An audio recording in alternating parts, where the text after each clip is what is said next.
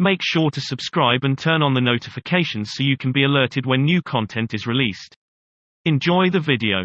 By building a scientific model, I don't subscribe to any type of meditation because I look at the evidence of what we've gathered in, let's see, by applying this formula, to what extent can we prove to human beings how powerful they really are? And I think that has become something that has mystified me, because when I see blind people seeing in our workshops, I have to tell you that I'm more surprised than anybody. I'm standing up there shaking my head, and we have great evidence. This, one woman was, she's a nurse, and one day she just wakes up and she's got a blind spot in her eye.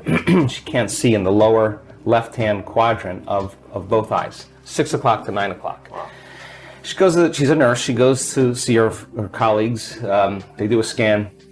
Stroke on the optic nerve. Wow. And now she's legally blind.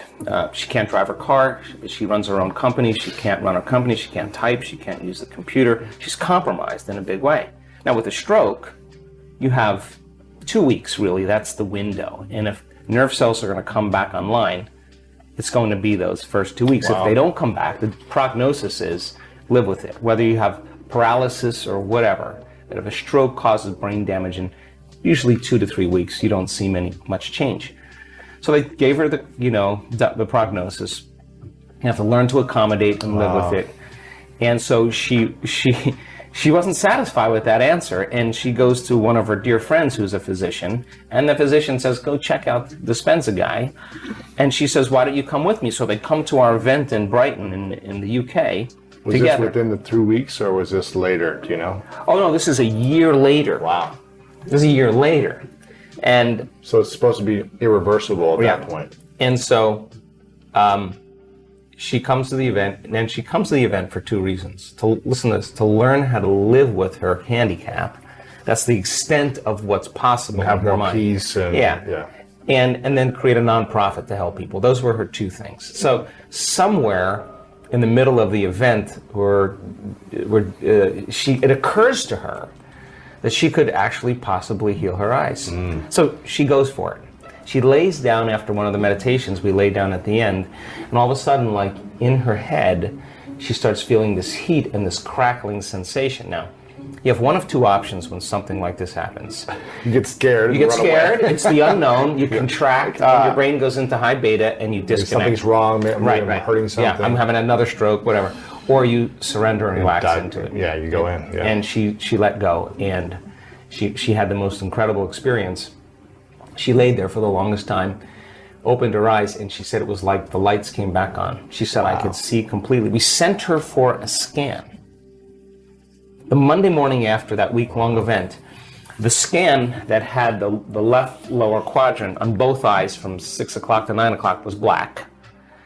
The post-scan, there isn't one black spot anywhere on her eyes. Now, she'd already done a scan a year prior. Yeah. She had the scan. So we'll give you the evidence, but that is not natural. Wow. That's not normal. But how do you explain that in conventional science? I mean, the truth is that we have incredibly powerful innate qualities for regeneration and healing once you hit that button. So then she stands in the audience and gives her testimony.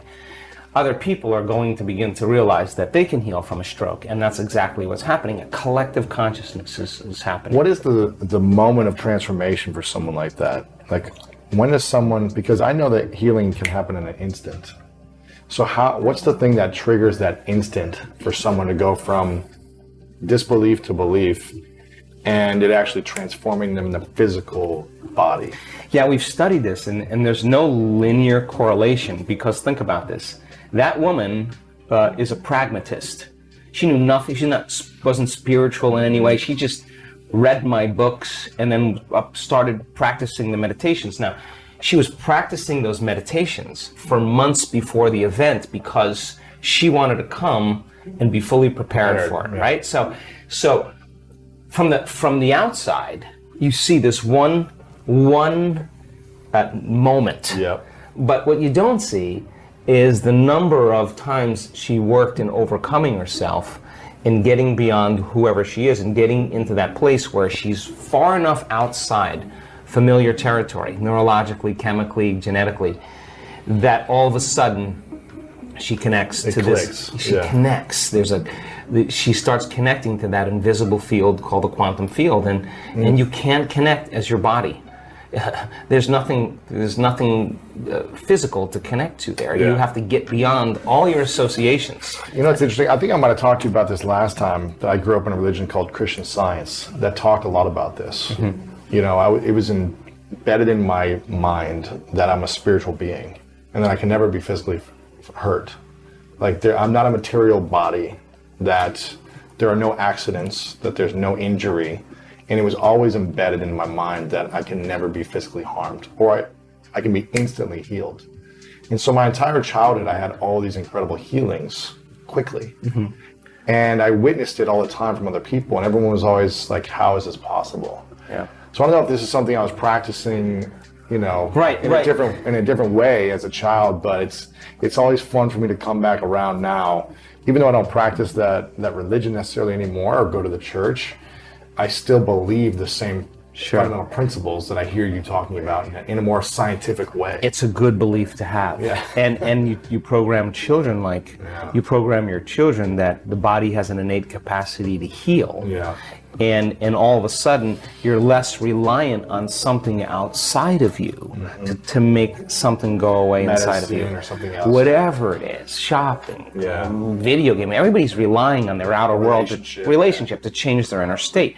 Problem is the moment you start feeling emptiness or lack, your brain is going to start to look for something outside of you to take it away. The problem to fill the hole, Right, the problem is that normally the stimulation that's created from those outer things give the body a rush, and so the receptor sites in the cells recalibrate. So you need more the next time to turn it on, right? So now it's tough. You buy the new fancy car, and it's fun for the novelty wears off, and then it's a week, and then it's a day. And you're like, it's never enough. And that feeling never goes away, and so the only way that feeling is actually going to go away is when you start going inward, right? And so we've seen significant changes with people, and having that belief it should be tested. We should test our belief around that. And my lesson through all of this is that I'm starting to realize how conditioned we are into believing how limited we are. And as you start peeling those layers away, and you break through those beliefs, those self-limiting thoughts and emotions, on the other side of that is where the miraculous happens. So you got to be willing to be in that place of discomfort long enough to reorganize order and begin to create more coherence. And then all of a sudden, you get this recalibration that goes on in the brain and body. And then the extent of that is that the ultimate thing is you start to see feedback in your life, those synchronicities, those coincidences, those opportunities. You're scratching your head going, everything's falling into place. Yeah, I'm in the right place at the right time. Everything I think about just comes to me. Because your energy is synchronized. Look, I mean, when you have coherence in the brain and heart, you have a laser of energy, and it could read information much better. You're living in stress, and your brain is shifting its attention from one person to another problem, to another thing, to another place to go. Each one of those things, there's an assignment of neurological networks in the brain. So the arousal of the stress hormones drives the brain into this high frequency, and you're trying to control and predict everything in your life. And your brain circuits are firing like a lightning storm in the clouds. When your brain's incoherent, you're incoherent, and you don't have a signal. You don't have a Wi-Fi signal. You're not connected to the field. How could you connect to energy and information if your signal hasn't become orderly? So that when people synchronize their energy into coherence, they can synchronize to a possibility in the future. And the synchronicities that are feedback from the environment are just a reflection of your energy. And that's the universe saying, follow the breadcrumbs. Do it again.